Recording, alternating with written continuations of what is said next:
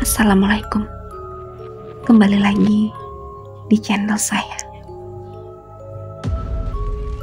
Sebelumnya, yang belum subscribe, tolong subscribe dan aktifkan tanda loncengnya supaya kamu tidak ketinggalan cerita-cerita menarik dari saya. Beberapa dari mereka ada yang menyadari gerakan aneh Rizky yang seperti sedang ketakutan. Mereka sontak melihat ke arah telunjuk catur mengarah. Tanpa sadar, mereka pun terlonjak kaget. Ada yang sampai terjengkat ke belakang dan menimpa yang lain, hingga mereka berjatuhan bagaikan efek domino. Ada apa sih guys? Mereka sangat kesal posisi nyamannya terganggu. Kalian lihat di sana, ada cewek cantik ngintip kita. Tapi matanya serem banget. Jawab catur masih dengan tubuh gemetaran. Iya, matanya seperti gak suka sama kita. Dia manusia bukan ya? Celetuk yang lain. Seketika tenda darurat itu menjadi riuh. Mereka mengeluarkan asumsinya masing-masing.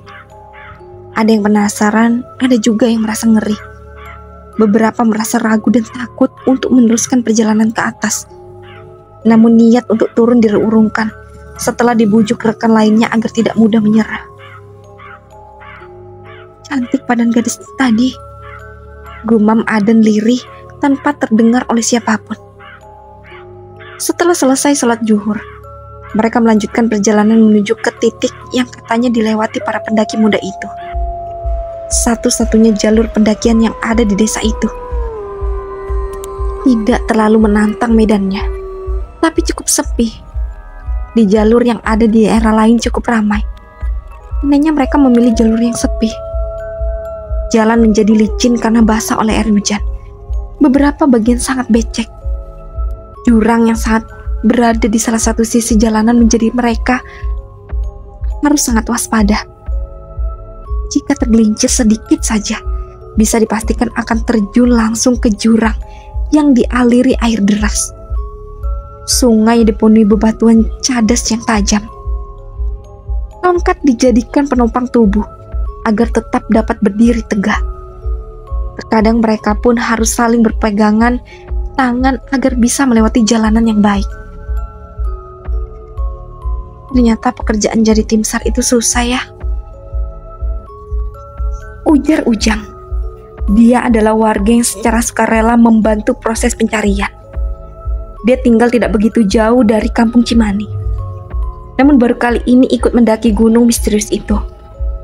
Dia pun sebenarnya hanya berdasarkan rasa penasaran, bukan pada tujuan utama mencari korban hilang.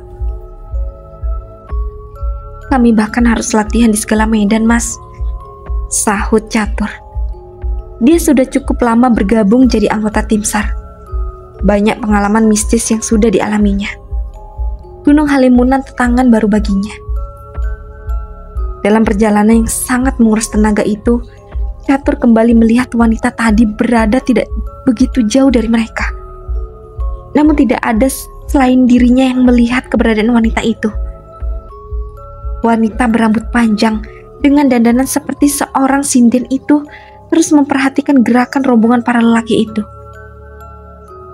Dada catur seakan hendak meledak saat wanita itu tersenyum manis seraya melambaikan tangan kanannya ke arah dirinya.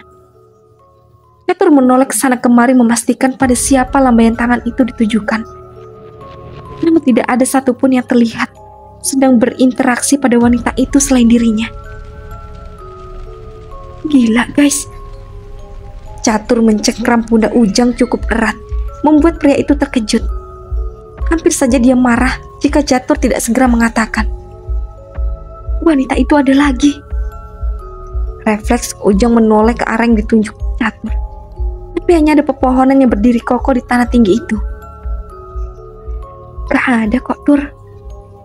Catur terbelalak setelah menyadari jika hanya dirinya saja yang sedang berkomunikasi dengan sosok wanita itu.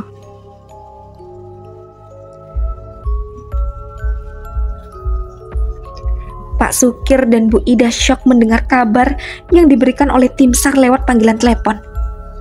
Mereka bisa menghubungi Pak Sukir lewat nomor telepon yang tertulis dalam surat yang ditinggalkan oleh Rudi ketika akan pergi naik gunung bersama keempat temannya. Sebelumnya, Aki Fajar menyerahkan surat peninggalan Rudi pada kepala desa dan menjadi keputusan untuk mencari keberadaan mereka di gunung yang penuh misteri itu. Ini, minum dulu, Bu. Reza, adik Rudi, menyerahkan segelas air putih pada ibunya yang masih bersandar lemah di dinding rumah mereka. Bu Ida enggan menerima air minum itu, tapi kerongkongannya terasa sangat kering, sehingga mau tak mau dia menerima dan meminum walaupun hanya sedikit sekedar sebagai pembasah lehernya.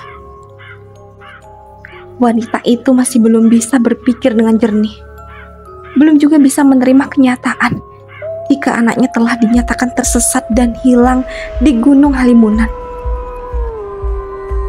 Tahu jadi begini, lebih baik ibu gak berobat, Pak. Lebih baik ibu sakit daripada harus kehilangan Rudi. Bu Ida menangisi tiada henti setiap kali teringat anak sulungnya itu. Sesal menyusup dalam hatinya. Di usia senja terus saja merepotkan anak dan suaminya. Dia ingin kembali sehat seperti dulu lagi, agar tidak terus menjadi beban bagi keluarganya. Pak Sukir tak kalah sesak. Sebagai kepala keluarga, dia tak mampu menjadi tulang punggung. Segala macam usaha telah dia lakukan, tapi tidak memberikan hasil maksimal. Dia tak bisa melakukan lebih untuk orang yang dicintainya. Lelaki berkacamata itu merasa tidak berdaya melawan ketidakmampuannya mengalahkan kemiskinan. Hidup serba pas-pasan, bahkan terkadang juga kekurangan. Maafkan Bapak yang gak bisa kasih yang terbaik buat keluarga kita, Bu. Maafkan Bapak yang gak bisa jadikan Ibu sebagai ratu dalam rumah ini. Sejak menikah dengan Bapak, Ibu gak pernah kecukupan. Maafkan Bapak yang cuma seorang pecundang. Pak Sukir memaki dirinya sendiri. Hal itu membuat Bu Ida histeris dan memeluk tubuh rentah suaminya. Mereka menikah di usia matang, sehingga diberikan 2 anak adalah sesuatu yang tidak terhingga dalam hidup mereka. Sempat selama 10 tahun tidak juga memiliki momongan. Sekarang di usia Rudi yang memasuki 20 tahun, usia Pak Sukir sudah mencapai 63 tahun dan Bu Ida 58 tahun. Hidup denganmu adalah pilihan ibu, Pak. Jangan salahkan dirimu. Ibu yang gak bisa jaga kesehatan sampai harus merepotkan banyak orang. Sekarang gimana Rudi, Pak? Dia berangkat karena supaya bisa bawa ibu berobat. Gimana ibu gak merasa bersalah? Bu Ida kembali merasa bersalah atas kepergian Rudi ke Gunung Halimunan. Gaji Pak Sukir sebagai penjaga sekolah tidak seberapa. Meski Bu Ida membantu berdagang makanan ringan buat anak sekolah, hasilnya tidak seberapa. Apalagi jika sedang tidak sehat, otomatis tidak berdagang juga. Mereka hanya sedikit beruntung bisa tinggal di perumahan dalam lingkungan sekolah tanpa harus membayar uang sewa sepeser pun. Ya, tolong kamu yang kabari semua keluarga teman-teman kakakmu. Ibu dan bapak nggak ada yang tahu selain Luki. Tita Pak Sukir pada Reza yang masih sedia memegangi tubuh lemah ibunya. Reza nggak punya nomor mereka, jadi harus ke rumah mereka. Tapi cuma Kak Vika dan Kak Luki yang aja tahu. 2 lagi kalau nggak salah namanya Lili dan Wanda. Reza belum pernah ke rumah mereka. Jelas bocah SMA yang bertubuh tinggi dengan kulit agak gelap itu. Matanya yang hitam legam memberikan aura berkarisma yang tinggi. Apalagi sikapnya yang santun dan sedikit dingin. Ya sudah, tak apa. Kamu ke rumah Luki, kemudian ke rumah Vika. Untuk yang 2 lainnya kamu bisa minta bantuan keluarga mereka untuk mengabari. Ujar Pak Sukir, membuka pikiran Reza kemana dulu harus melangkah. Dengan segera tanpa 2 kali perintah, anak yang terbiasa mandiri sejak kecil itu bangkit, mengambil helm yang disimpan dalam lemari di ruang tamu. Kemudian meraih tangan kedua orang tuanya untuk dicium Taksim. Barulah setelah itu dia melesat pergi ke rumah Lucky sesuai arahan bapaknya. Meski tak menunjukkan di depan orang tuanya, Reza teramat khawatir atas keselamatan kakak kandungnya. Apalagi mereka sangat jarang bertengkar. Rudy di matanya adalah kakak yang baik dan sangat penyayang, selalu mengalah untuknya juga orang tua mereka. Itulah mengapa dia sangat menghormati Rudy. Dengan kecepatan cukup tinggi, pria muda yang tengah berada di fase beranjak dewasa itu membelah jalanan padat ibu kota. Rumah mewah dengan halaman luas dan beberapa kendaraan berjajar rapi di garasi besarnya menjadi tujuan Reza. Bangunan mewah 3 lantai itu seakan memanggil agar dirinya segera tiba di rumah itu. Seorang satpam berdiri di balik pagar tinggi yang mengelilingi rumah mewah itu dan menyambut kedatangan Reza. "Ada apa, Dek?" tanya pria itu. "Pak, saya Reza, adiknya Kak Rudy. Saya bawa kabar tentang Kak Rudy dan Kak Lucky," jawab Reza dengan nada suara yang sangat sopan. Pemuda itu berdiri samping sepeda motor yang diparkir di depan pintu gerbang rumah Lucky. "Ada apa dengan Dan Lucky?" tanya satpam itu tanpa membuka pintu pagar. "Apa orang tuanya ada?" Bukan menjawab, Reza justru balik bertanya dan membuat satpam itu merasa kesal karena merasa diabaikan. "Gak ada. Tuan dan Nyonya sedang ada di luar negeri," pria yang sudah berumur itu berkata ketus. Seketika Reza menunduk. Bagaimana mengatakannya jika orang tua Lucky tidak ada di rumah? Apa dikabarkan pada satpam itu saja? Pikirnya ragu. "Ada berita apa tentang Dan Lucky?" tanya satpam itu masih dengan nada ketus. Kekesalan pria itu pada Reza masih belum reda. Reza ragu-ragu, tapi kabar itu harus disampaikan segera. Belum lagi, dia juga harus ke rumah Vika. Sementara hari sudah semakin sore. Mau tak mau, Reza mengatakan juga pada satpam yang bekerja di rumah Lucky.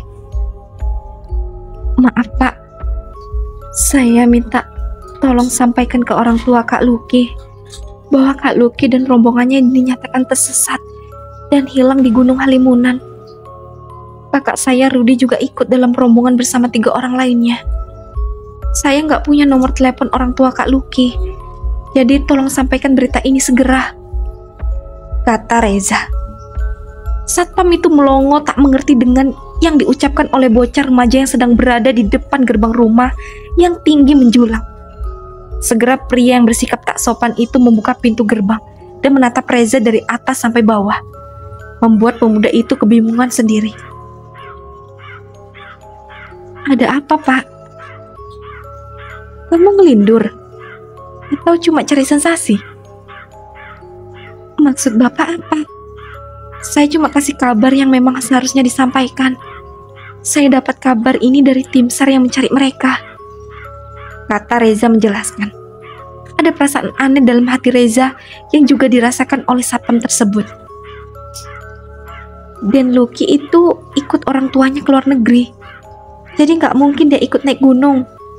Kamu jangan ngada-ngada bikin berita bohong, ujar sang satpam. Reza tersentak. Tak mungkin jika anggota tim SAR salah memberikan daftar nama. Lagi pula saat pamit Rudy menyebutkan sebuah nama teman-temannya yang ikut mendaki gunung hari itu. Bagaimana mungkin jika Lucky berada di luar negeri bersama orang tuanya? "Bapak serius Kak Lucky di luar negeri dengan orang tuanya?" tanya Reza memastikan. "Ya iyalah, masa aku bohong?" ketus satpam itu. "Tolong telepon orang tuanya, Pak. Saya ingin memastikan. Karena waktu mau berangkat, Kak Lucky kasih uang ke kakak saya supaya ikut naik gunung," pinta Reza agar bisa mempercayai ucapan satpam itu. "Kamu nggak percaya dengan omonganku?" Satpam itu mulai emosi. Dengan gerakan gerasak-gerusuk, dia mengambil ponsel dalam saku celananya. Kemudian melakukan panggilan telepon pada majikannya yang berada di luar negeri. Reza menunggu dengan cemas. Berkali-kali panggilan telepon tidak juga diangkat oleh orang tua Lucky. Ya sudah, kalau begitu, tolong kabari saya setelah orang tua Kak Lucky menerima panggilannya.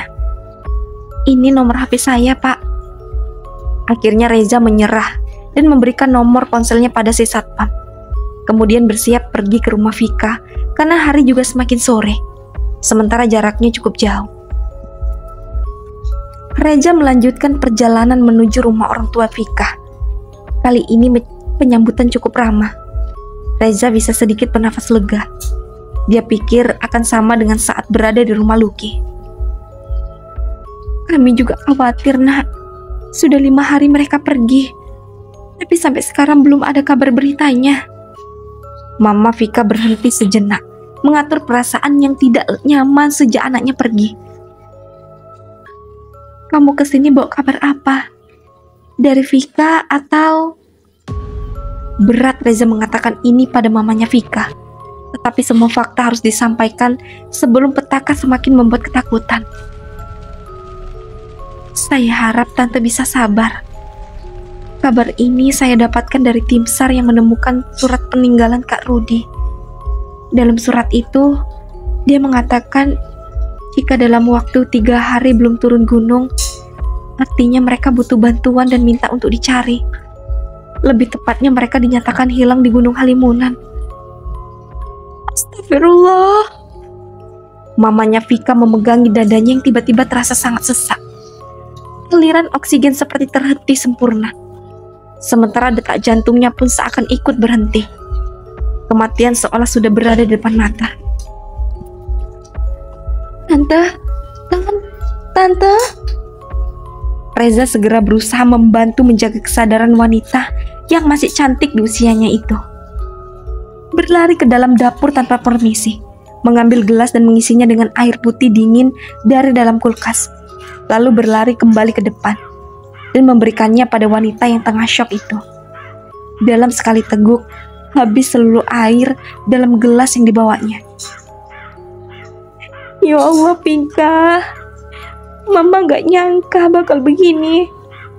Kamu sudah belasan kali naik gunung. Kenapa masih bisa hilang, Nak? Apa yang terjadi denganmu dan teman-temanmu di sana? Reza tak tega bila meninggalkan mamanya Vika begitu saja. Tetapi terlalu lama di sana pun juga tidak bisa. Dia harus segera rumah Wanda.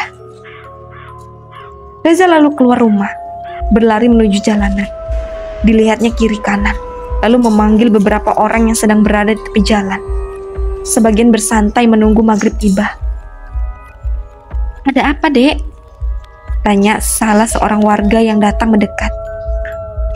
Itu mamanya Kak Vika sedang syok mendengar kabar bahwa Kak Vika hilang di gunung. Saya mau melanjutkan perjalanan ke rumah teman kakak saya yang lain. Karena nggak punya nomor HP-nya. Jadi saya minta bantuan, tolong temanin mamanya Kak Vika. Reza menjelaskan. Astagfirullah. Kasihan sekali. Yuk kita masuk. Salah seorang warga mengajak warga yang lain agar masuk ke rumah besar itu untuk menemani mamanya Vika. Terima kasih atas informasinya. Silakan kalau melanjutkan perjalanan. Hati-hati di jalan, ujar warga yang lain. Tak ingin membuang waktu, Reza segera pergi. Berbekal alamat dari mamanya Vika, Reza membawa sepeda motornya untuk mendatangi rumah Wanda. Reza memilih ke rumah Wanda terlebih dahulu, baru kemudian mencari informasi sebelum ke rumah Lili. Beginilah sulitnya jika tidak memiliki nomor telepon anggota keluarga para sahabat atau kerabat. Bila sedang dalam keadaan genting, harus mencari dan mendatangi satu persatu tanpa bisa dipercepat lewat udara saja. Alhamdulillah sampai. Reza memarkirkan sepeda motornya di tepi jalan, agar lebih mudah ketika akan pergi nanti, begitu pikirnya. Seorang wanita parubaya, tetapi lebih muda dari ibunya. menyambut kedatangannya. Sama dengan mamanya Vika, ibu dari Wanda pun syok berat. Beruntung ayahnya Wanda ada di rumah, sehingga dia tidak kewalahan. Kami akan menunggu kabar baiknya. Semoga mereka bisa segera ditemukan. Meski hanya itu yang diucapkan ayahnya Wanda, tersirat luka seorang ayah yang cemas akan keadaan anaknya. Tetapi tidak bisa berbuat banyak selain hanya berdoa pada Tuhan. Malam sudah semakin larut. Masih ada satu lagi, rumah Lili. Keadaan ibunya sedang tidak baik-baik saja, membuat Reza khawatir pergi terlalu lama. Beruntung ayahnya Wanda punya nomor kontak ayahnya Lili. Mereka satu kantor. Di saat keluarga Pak Sukin membacakan doa untuk keselamatan kelima anak itu, tanpa terduga, angin tertiup sangat kencang. Jendela rumah pun sampai terbuka dan terdorong berkali-kali membentur dinding. Sontak keluarga kecil itu terkejut bukan main. Tidak ada mendung di langit, bukan pula waktunya badai akan datang. Lalu mengapa cuaca bisa begini? Sesegera mungkin Reza dan ayahnya menutup dan mengunci kembali jendela-jendela yang terbuka. Kemudian mengintip ke rumah tetangga. Kok cuma rumah kita yang kena angin kencang, Pak? Tanya Reza lirih. Sekilas menoleh pada ayahnya yang berdiri di sisi lain jendela. Entahlah, perasaan Bapak nggak enak. Semoga kakakmu di sana baik-baik aja. Pak Sukir menjawab tidak kalah lirih, semata-mata agar istrinya tidak mendengar dan bertambah khawatir. Keduanya berjalan kembali mendekati Bu Ida. Lampu tanpa sebab berkedip-kedip. Mereka saling berpandangan mencari tahu penyebab hal itu. Aneh, padahal token listrik baru diisi kemarin sore, ujar Bu Ida membuat semua menoleh padanya. Menurutmu apa, Zah? Pak Sukir meminta pendapat anak keduanya. Mungkin yang dia pikirkan berbeda dengan yang dipikirkan sang anak. Kita lanjutkan berdoa lagi aja, Pak, Bu. Mungkin memang lagi ada gangguan. Reza berusaha menenangkan orang tuanya, mengajak mengaji sebagai pengalihan rasa takut dan penasaran. Sementara di gunung, Rudi dan Lili tengah berjuang mengobati luka Luki. Dengan hati-hati dan telaten mengompres dada yang membiru oleh serangan entah makhluk apa. Sama takutnya, juga khawatir akan ada serangan berikutnya. Semoga setelah ini gak ada lagi gangguan, Ruth. Lili menekuk lututnya di sisi dalam tenda. Tenda yang hanya satu membuat mereka harus tidur dalam satu tempat saja. Berbagi meski sempit dan tidak nyaman tentunya. Menurutmu, apa yang sekarang terjadi dengan Wanda dan Vika? Rudi meminta pendapat Lili. Apa yang dia pikirkan mungkin saja berbeda dengan Lili. Lili mendesah, kemudian memperbaiki posisi duduknya. Sakit kembali mengiris hatinya. Kedua sahabatnya itu telah membuat luka begitu dalam untuknya. Andai mereka tidak bertindak terlalu jauh, mungkin dia bisa menerima dengan lapang dada. Tidak seperti sekarang, yang entah bagaimana bentuk hatinya. Dia bahkan tidak tahu tentang itu. Lili, kamu belum jawab. Rudi mengingatkan Lili. Tersentak gadis itu sadar dari lamunannya. Aku gak tahu apa yang terjadi dengan mereka. Mungkin mereka sengaja pergi, supaya gak ada yang mengganggu waktu berhubungan badan. Ujarnya tidak suka. Apa sejauh itu pikiranmu? Mereka pergi gak bawa apa-apa. Kalau cuma berbuat begitu, sepertinya malah seakan mau bunuh diri. Kelaparan pasti. Sanggar Rudi menimbang titik lain. Ya juga. Pernah kepikiran gak kalau mereka dibawa makhluk halus penghuni gunung ini? Karena gak suka dengan perbuatan mereka. Rudi tersentak. Benar juga. Bisa jadi mereka dibawa makhluk halus penunggu gunung. Sebab jika dimakan hewan buas, sepertinya lebih tidak mungkin. Tidak ada jejak apapun yang ditinggalkan. Kalau benar dibawa makhluk halus, gimana cara kita menyelamatkan mereka? Tanya Rudy khawatir terjadi sesuatu yang buruk pada kedua sahabatnya yang hilang. Memikirkan bagaimana kita selamat aja udah bikin aku seperti jantungan, Ruth. Gimana kita bisa selamatkan mereka? Satu-satunya cara cuma dengan turun gunung dan mencari bantuan. Apa kita bisa turun dengan selamat? Kalau aku jadi beban kalian, baiknya tinggalkan aku di sini sendirian aja, guys. Ujar Lucky tiba-tiba membuat kedua sahabatnya tidak habis pikir. Gila kamu, Luke. Rudy merasa tidak suka dengan ucapan Lucky yang dianggapnya melantur. Demi keselamatan semuanya, Ruth. Suara Lucky semakin lirih. Kita harus selamat bareng-bareng. Aku gak yakin kita bisa pulang sama-sama seperti waktu kita datang. Lily menangis mendengar perdebatan kedua sahabatnya. Rasa bersalah menyusup dalam hatinya. Dia juga salah satu penyebab petaka ini terjadi. Haid saat mendaki tidak mau turun, padahal sudah tahu itu sebuah larangan besar. Aku yang salah. Kalian jangan bertengkar. Tak ada yang bisa dilakukan di tengah malam gelap gulita di hutan rimba. Semuanya hanya hitam dan gelap. Bebunyian binatang malam menambah suasana kian mencekam. Sesekali, suara burung hantu mengusik ketenangan.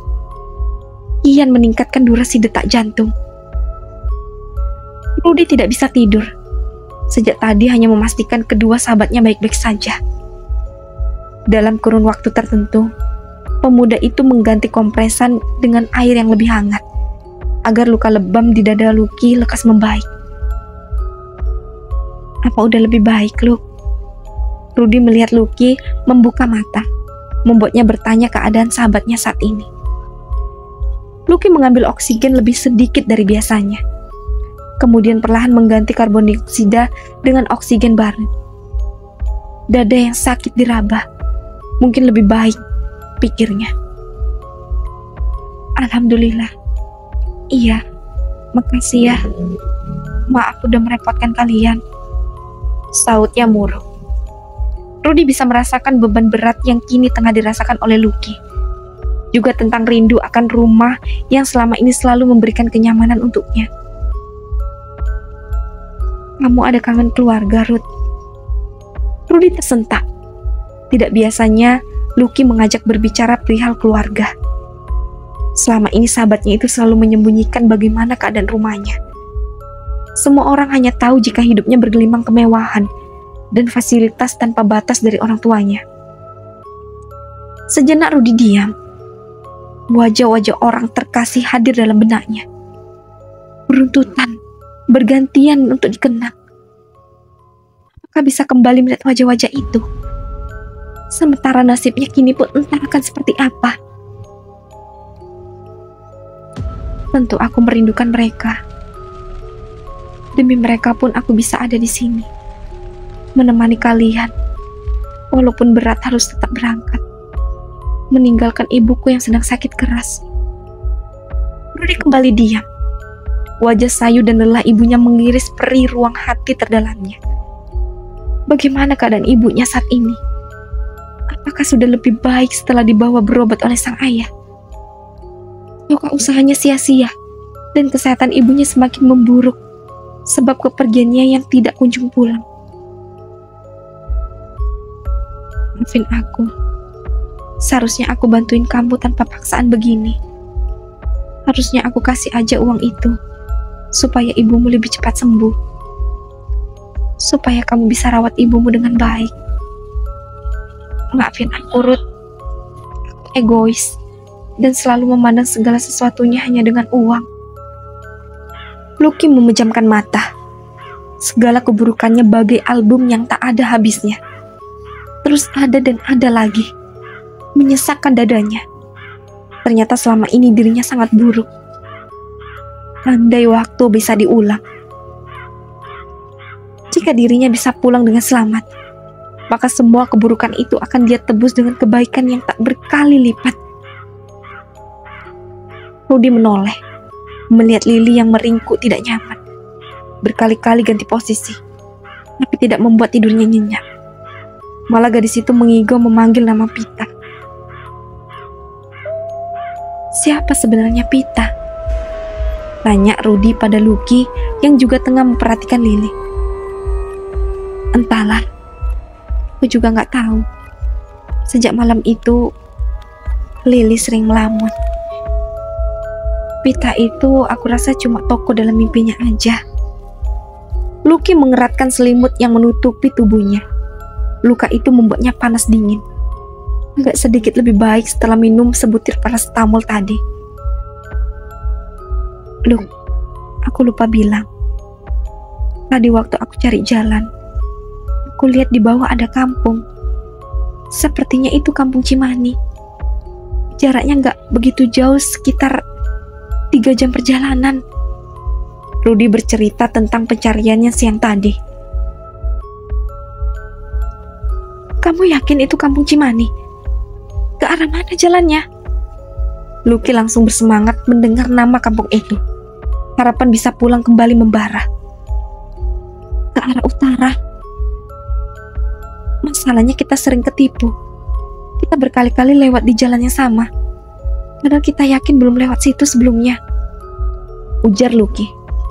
Hal mengganjal yang kerap terjadi di hutan banyak membuang waktu dan tenaga mereka. Tadi ada orang ketemu aku di bawah. Dia bilang suruh ikuti aliran sungai. Tapi kita nggak boleh ambil apapun selain hanya airnya buat minum. Cerita Rudy lagi. Orang? Selama ini kita nggak pernah ketemu orang selain kakek itu. Apa yang ketemu denganmu tadi kakek itu lagi? Bukan. Ini masih muda. Sepertinya pencari kayu atau pemburu. Waktu aku mau tanya lebih banyak, malah dia udah pergi. Seperti angin. Cepet banget ngilangnya. Apa mungkin dia salah satu dedemit gunung ini? Lucky menggeser tubuhnya agar lebih rapat dengan Rudy. Jiwa penakutnya tiba-tiba kembali. Jaket dan selimut lebih dirapatkan lagi, mengusir rasa dingin yang kian menusuk tulang. Bus, jangan bicara sembarangan di tempat seperti ini. Kamu lupa. Tegur Rudy tidak suka. Angin kencang berhembus membawa hawa yang lebih dingin lagi. Lucky dan Rudy sibuk menghangatkan tubuh. Tidak dengan Lily yang masih nyenyak dengan mimpi indahnya bersama Pita. Yang masih penasaran, lanjut ke part selanjutnya. Dan jangan lupa aktifkan tanda loncengnya dan subscribe. Assalamualaikum.